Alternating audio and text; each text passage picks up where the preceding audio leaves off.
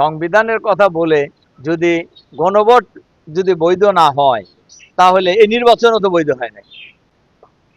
বর্তমানে যারা সরকারে আছেন, এই সরকার প্রথম অধিবেশনে সংসদে একটি বিশেষ কমিটি গঠন করেছিল এই অধ্যাদেশগুলি যাচাই বাছাই করার জন্য। সে কমিটির আমিও একজন মেম্বার ছিলাম।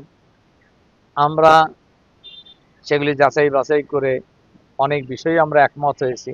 আবার মৌলিক কিছু বিষয়ে যেগুলি দেশের স্বার্থে, জনগণের স্বার্থে এবং জনগণের কাছে রাজনৈতিক দলসমূহের কমিটমেন্টও ছিল যে এই বিষয়গুলি সংস্কার করা, যেমন পুলিশ কমিশন, দুর্নীতি দমন কমিশন, এরপরে খুন গুম কমিশন, সুপ্রিম কোর্টের আলাদা সচিবালয়, এরকম বেশ কিছু অধ্যাদেশের ব্যাপারে, গণভোট এদের মধ্যে অন্যতম।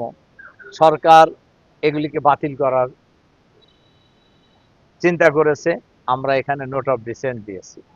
বিশেষ গণভোটের কথা আমরা বলেছি। গণভোট তো আসলে কোনো দলের বিষয় নয়।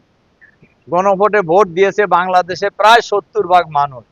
এটা এখন বাংলাদেশের জনগণের প্রপার্টি হয়ে গেছে। এইটা তো আর কোনো দলের সাথে রিলেটেড নয়। কিন্তু এটাও সরকার কেন যে সংবিধানের কথা বলে এটা বাতিল করার প্রস্তাব এনেছেন, আমরা সেখানেও বলেছি, বাইরেও বলেছি। সংবিধানের কথা বলছে, সংবিধানে নাই গণভোট, সংবিধানে নাই। ৭৭ সালে জিয়াউর রহমান সাহেব গণভোট করছিলেন, কোন সংবিধানের বলে করেছিলেন? এরপরে এরশাদ সাহেব ৮৬ সালে করেছিলেন। এরপরে বেগম জিয়া আমলে প্রথম যখন সরকার গঠন, তখন একটা গণভোট হয়েছে। এগুলো তো কোনো সংবিধানে ছিল, ওরা করলেন কিভাবে? সংবিধানের কথা বলে যদি গণভোট যদি বৈধ না হয় তাহলে এই নির্বাচনও তো বৈধ হয় না। তাহলে নির্বাচনও তো অন্তর্বর্তীকালীন সরকার একই অর্ডারে হয়েছে, গণভোট। এবং আর সবচেয়ে বড় কথা হলো, গণভোটের পক্ষে এখন বর্তমানে যিনি প্রধানমন্ত্রী, উনি নির্বাচনী জনসভায় বক্তব্য রেখেছেন, গণভোটের পক্ষে ওনার দল বক্তব্য রেখেছেন। এবং ঐক্যমত কমিশনে আমিও ছিলাম। এখন যিনি স্বরাষ্ট্রমন্ত্রী মাননীয় সালাউদ্দিন সাহেব, উনিও ছিলেন, গণভোটের প্রস্তাবদাতা উনি। তো এখন ওনারা বলতেছেন যে এখন সংবিধান সম্মত নয়।